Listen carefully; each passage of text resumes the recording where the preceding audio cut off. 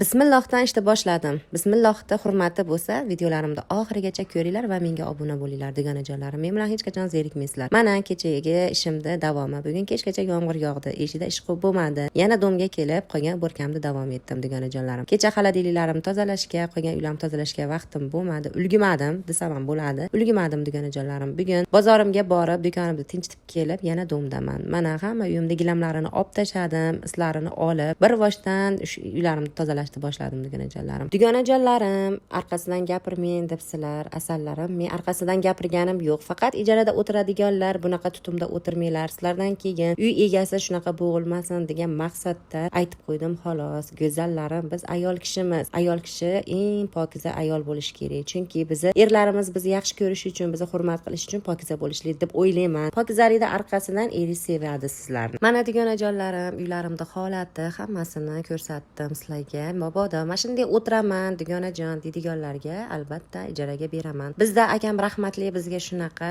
ta'lim tarbiya bergan. Ifloslikda arkasidan tarakan bosadi, pashshalar keladi, uyingda fayzi yo'qoladi deb ta'lim tarbiya bergan dugonajonlarim. Mana o'zim ishlatmagan avtomat kir mashinalarni qo'yib qo'yganman.